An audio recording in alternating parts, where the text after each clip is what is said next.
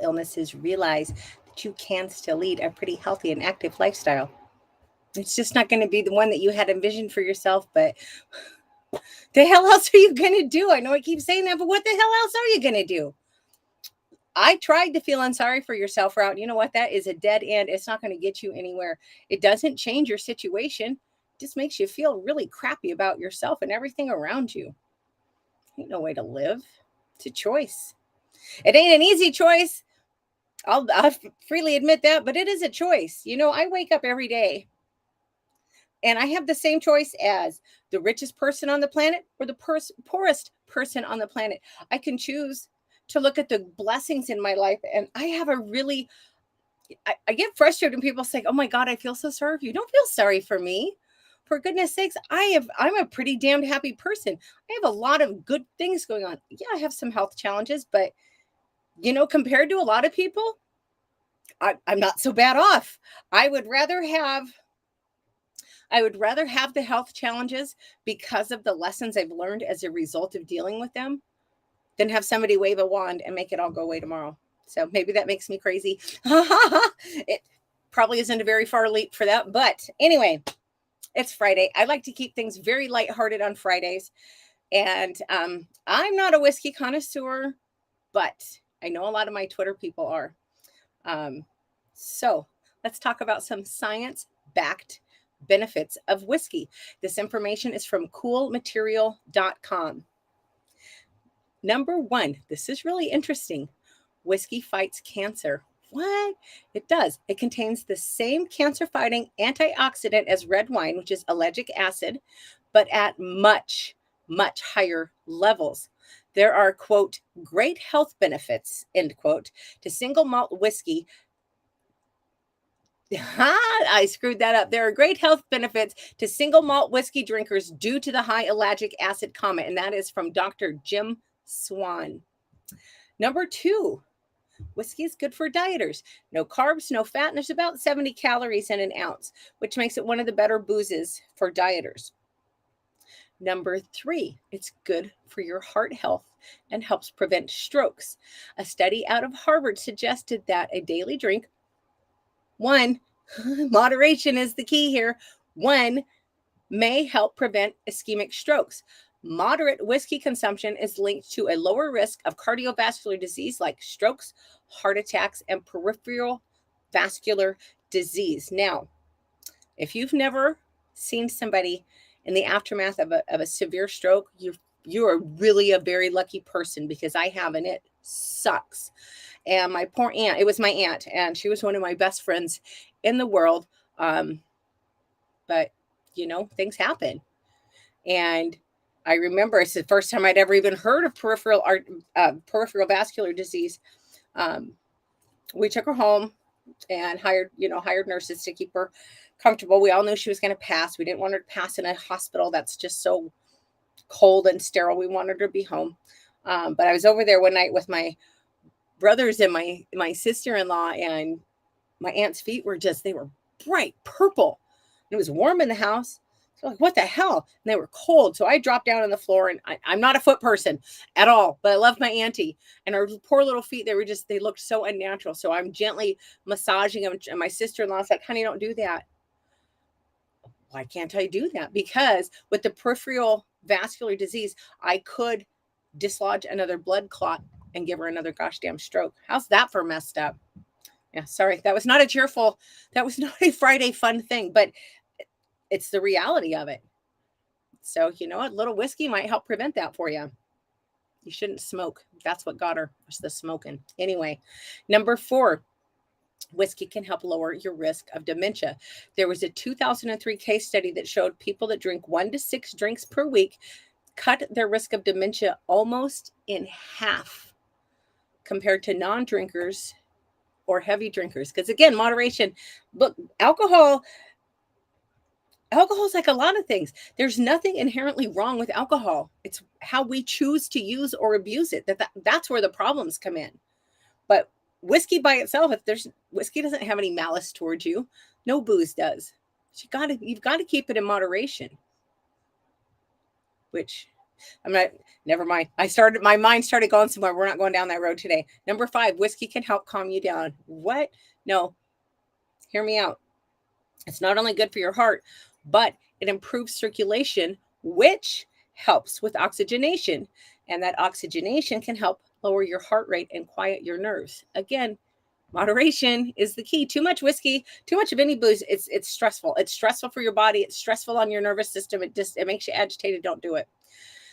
Number 6, good for a cold. Now, I knew this one. I am very, very familiar with this one because I have Southern roots and I grew up with whiskey, honey, and lemon juice as cough syrup. And I got to tell you, that works better than any of the commercial stuff on the market, at least in my opinion. And you're not getting all that weird toxic. Okay, maybe not toxic. That might be hyperbolic, but there's a lot of really unnatural crap in commercial cough syrup, just the coloring alone. But whiskey, honey, and lemon juice makes a great substitute. If you warm it up, oh my God, it tastes so good. Whiskey helps with circulation and it helps dilate the capillaries. So it's a great decongestant. The honey's going to help soothe your throat. I think the lemon's just in there for taste. Actually, no, lemon helps cut the mucus. There it is. Boom. 3 reasons why you should try that. Whiskey is safe for diabetics. No sugar means no glucose. And finally, number 8, whiskey can make an excellent digestive aid. Why? Because it boosts pancreatic and gallbladder secretions.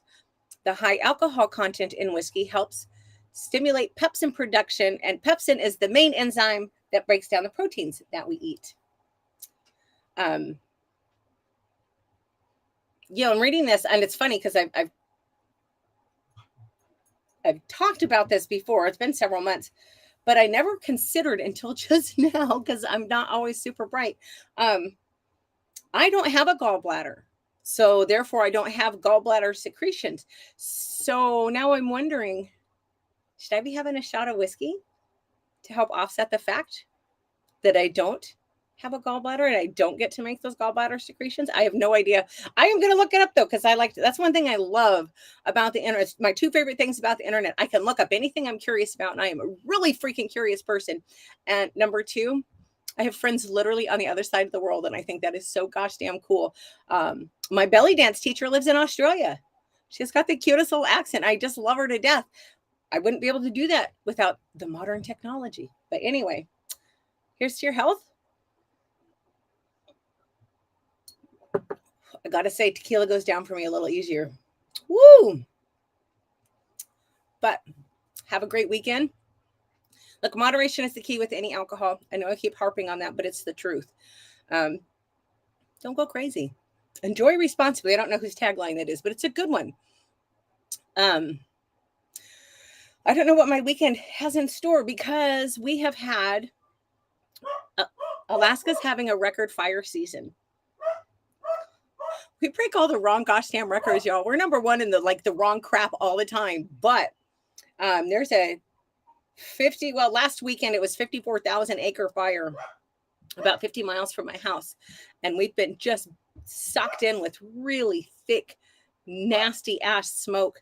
And I woke up this morning and I was like, the smoke went out. I mean, I opened my eyes and I knew because my eyes weren't trying to crawl backwards into my skull.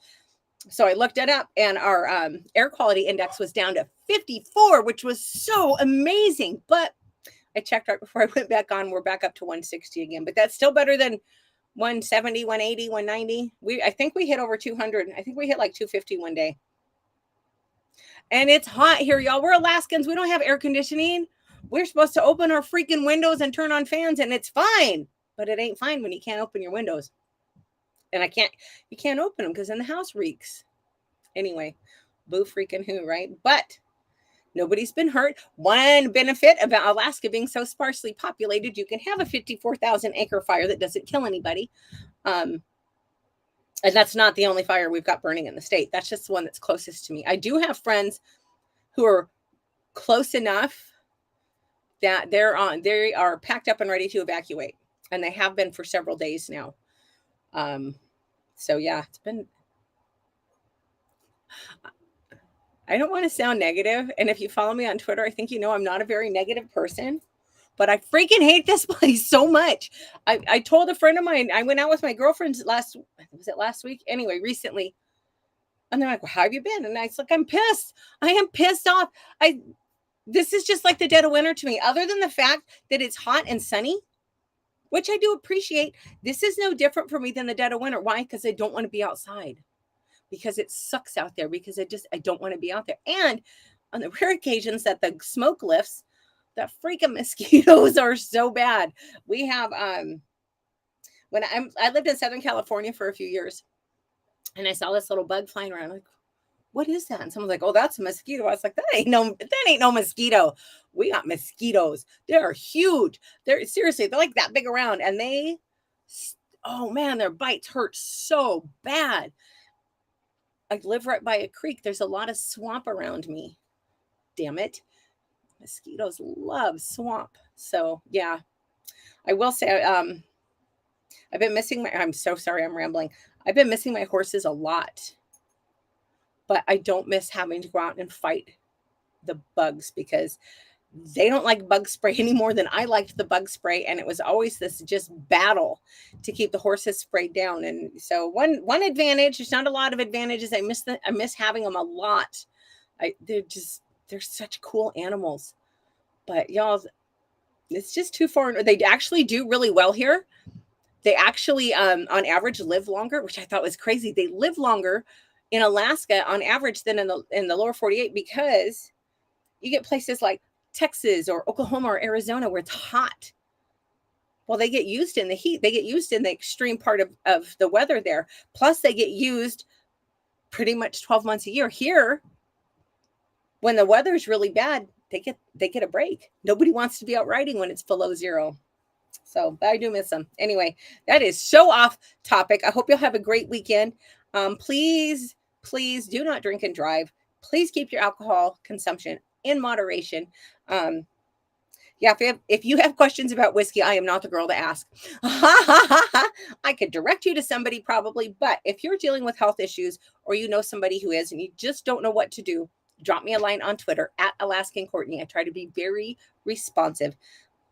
That's my wheelhouse. I've been dealing with this crap for so long, and I went from someone who was very severely depressed and frankly suicidal to someone who's known for having a really positive attitude.